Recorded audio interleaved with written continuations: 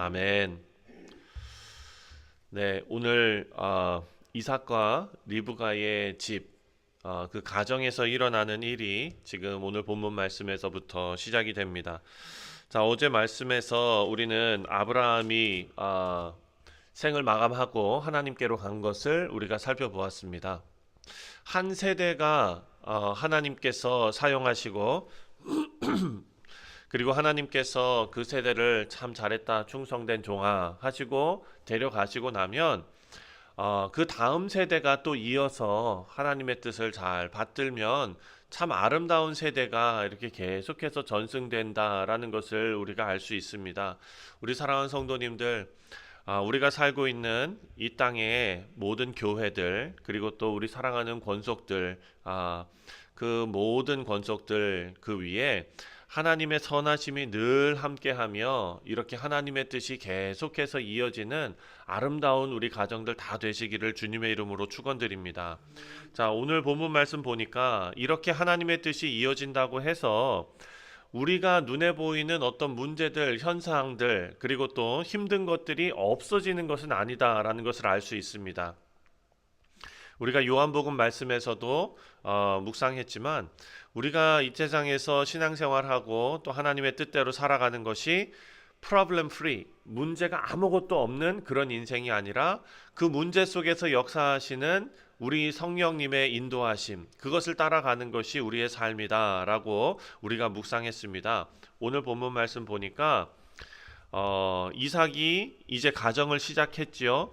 40살에 아내를 맞았습니다. 그런데 시작부터 평탄하지 않은 것을 우리가 봅니다. 자, 21절 말씀을 보니까 이렇게 말합니다.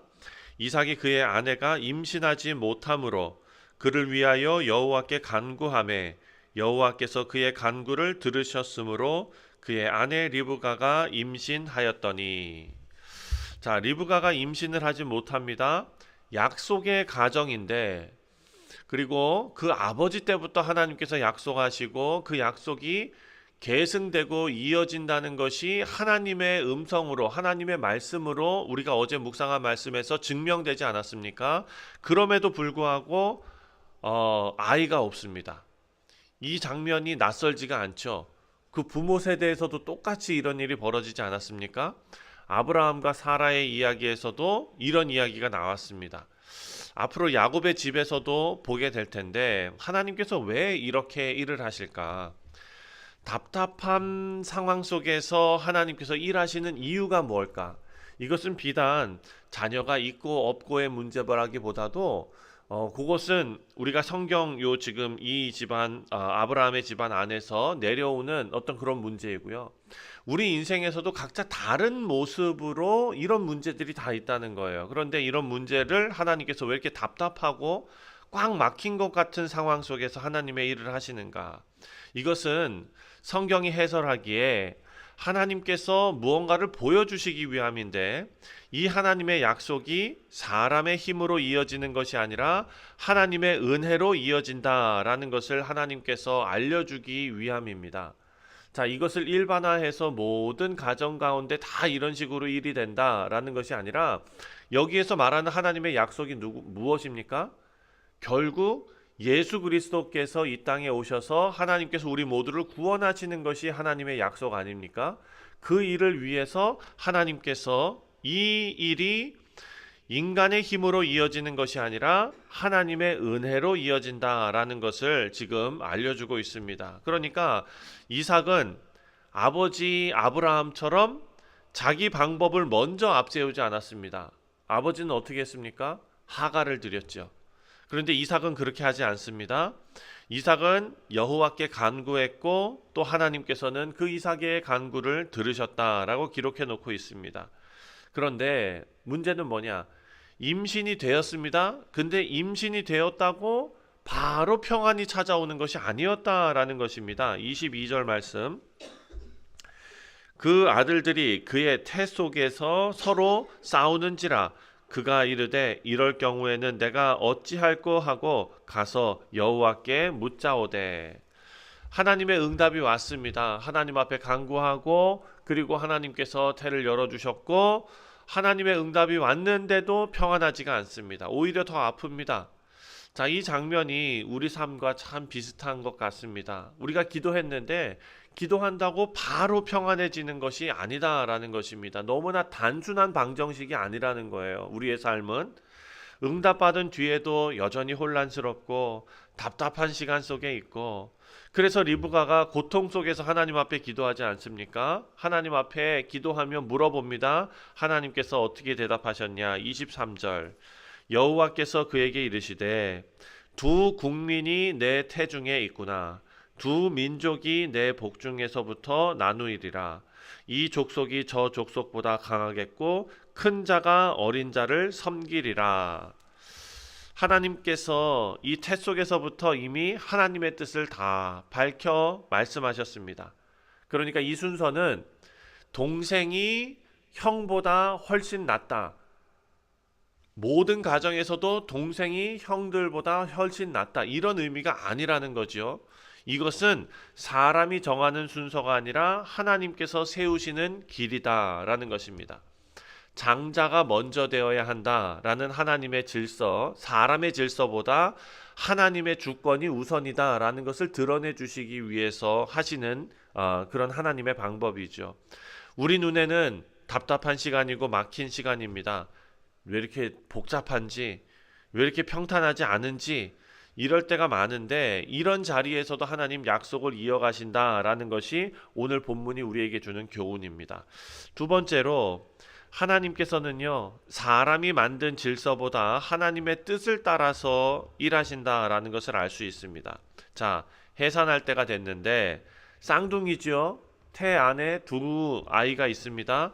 그 쌍둥이가 태어나는데 25절 26절 말씀에 먼저 나온 자는 붉고 전신이 털옷 같아서 이름을 에서라 하였고, 후에 나온 아우는 손으로 에서의 발꿈치를 잡았으므로 그 이름을 야곱이라 하였으며, 리브가가 그들을 낳을 때에 이삭이 60세였더라.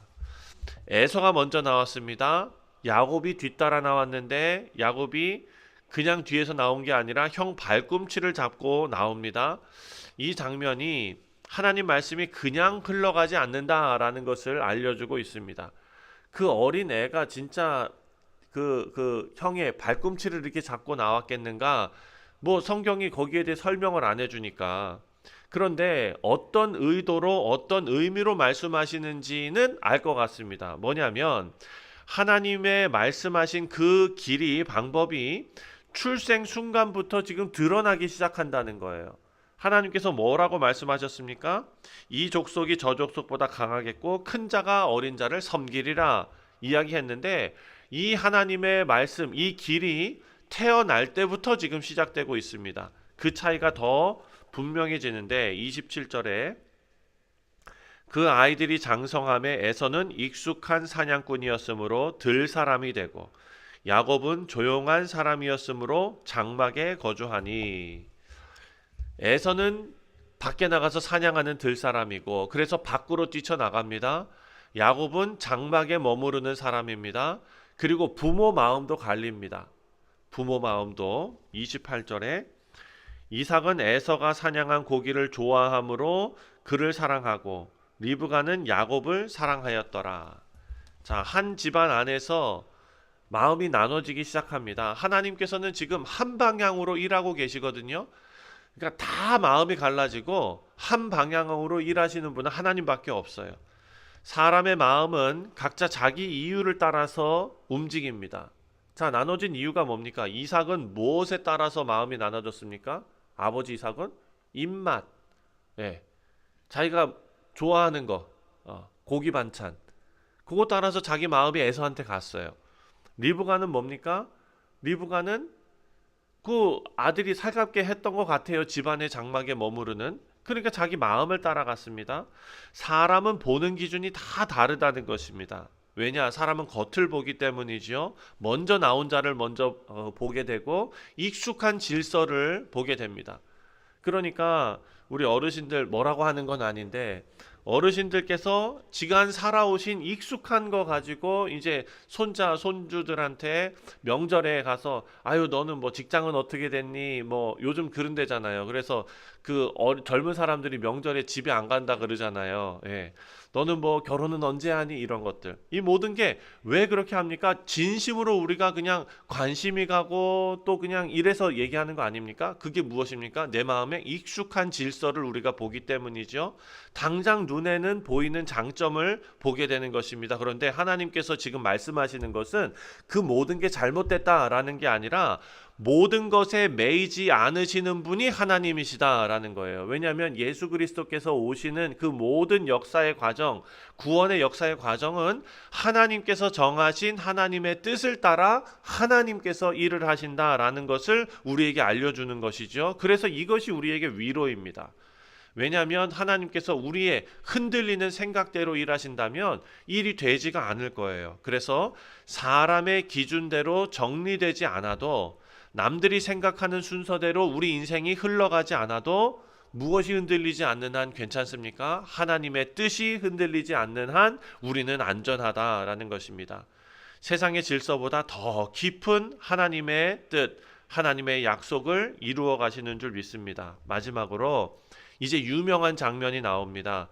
29절 말씀입니다. 29절에 야곱이 죽을 쑤었더니 에서가 들에서 돌아와서 심히 피곤하여. 자, 에서가 돌아왔습니다. 밖에 나가서 사냥하다가 배가 고프고 지쳐가지고 왔습니다. 그랬더니 30절 말씀에 30절 야곱에게 이르되 내가 피곤하니 그 붉은 것을 내가 먹게 하라 한지라. 자, 야곱이 뭐라고 말합니까? 31절에 그러면 형의 장자를 나한테 팔아라.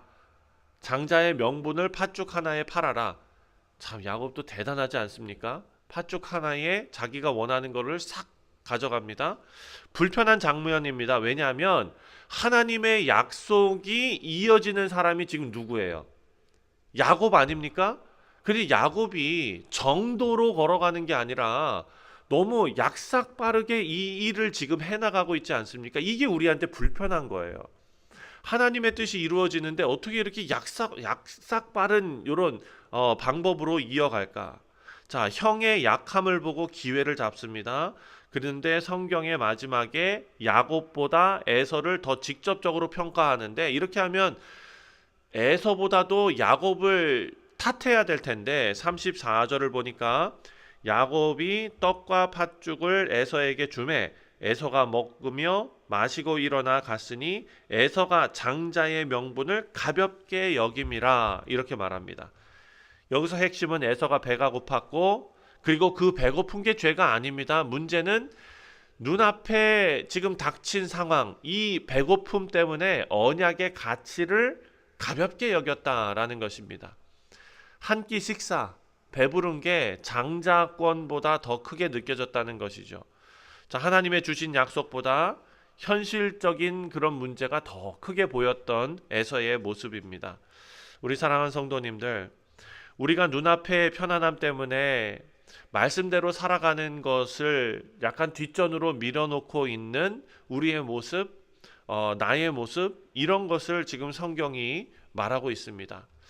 하나님 앞에 기도하는 것보다 하나님의 말씀대로 사는 것보다 말씀에 순종하는 것보다 더 먼저 챙기고 싶은 것들이 많다는 거예요.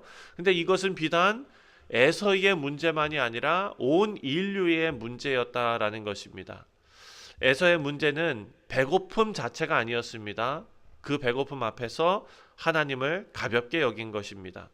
자, 그런데 에서는 그렇게 정확하게 뭔가 잘못된 것이 지금 다 드러났는데 야곱도 또한 너무나 약삭 빠른 방법으로 이 일을 해 나가는 것이 우리 마음에 불편합니다. 그러니까 본문을 읽다 보면 정말 진정한 장자가 아주 멋있게 나타났으면 좋겠는데 그런 장면이 안 나타난다는 거예요. 그렇죠? 에서도 아니고 솔직히 말해서 야곱도 마음에 걸립니다. 그래서 이 말씀이 우리에게 진정한 장자를 제시해 줍니다. 그분이 누구시냐? 바로 참된 장자가 되신 예수 그리스도이시다라는 겁니다. 우리의 그 장자의 명분을 지켜낼 수 있는 그런 모습은 우리에게는 없습니다. 우리는 하나님이 주신 은혜를 너무나 쉽게 가볍게 여기기도 하고 뒤틀린 방식으로 야곱처럼 약삭빠르게 그것을 붙잡으려고 인간적인 방법을 동원하기도 합니다. 그런 우리를 위해서, 언제나 실패하는 우리를 위해서 참된 장자이신 예수 그리스도께서 오셨습니다. 예수님은요, 에서처럼 하나님의 뜻을 가볍게 여기지 않으셨습니다. 야곱처럼 약삭빠른 방법으로 뒤틀린 방식으로 하나님의 뜻을 이루려고, 인간적인 생각으로 이루려고 하지도 않으셨습니다. 예수님이 보이신 것은 완전한 순종으로 하나님의 뜻을 받드셨고 십자가에서 끝까지 하나님의 뜻에 순종하시고 그 뜻을 이루셨습니다. 그래서 오늘 이 본문 말씀 보면서 우리는 에서처럼 살지 말아야지, 야곱처럼 집요하게 붙들어야지, 이것이 문제, 이 오늘 말씀의 교훈이 아니라 우리는 이 말씀, 인간이 하나님의 약속을 받았음에도 그렇게 뒤틀린 식으로 살아갈 수밖에 없는 우리의 모습을 바라보고 우리는 우리 모습에 실망하는 것이 아니라 참된 장자이신 예수 그리스도께 시선을 맞춰야 한다라는 것이 말씀의 결론입니다. 자, 말씀을 맺습니다. 사랑하는 성도님들, 형제의 경쟁이 드러난 그런 말씀, 단순한 말씀이 아닙니다. 이 말씀 속에서 우리는 참된 언약의 가치를 생각할 수 있습니다. 내가 지금 무엇을 더 크게 여기고 있는가? 나는 무엇을 가볍게 여기고 있는가?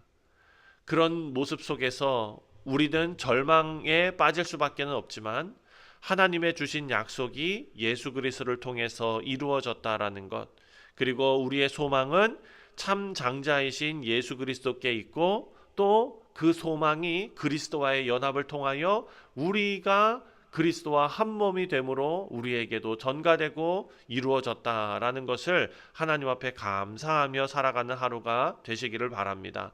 이 말씀을 통해 우리 인생을 돌아보고 하나님 앞에 감사하며 예배하며 또한 하나님의 뜻이 우리의 연약함에 꺾이는 것이 아니라 그럼에도 불구하고 연약함을 감당하시고 우리를 산 소망 가운데 살게 해주신 하나님을 찬송하며 예배하는 오늘 하루 되시기를 다시 한번 주님의 이름으로 축원드립니다. 기도하겠습니다.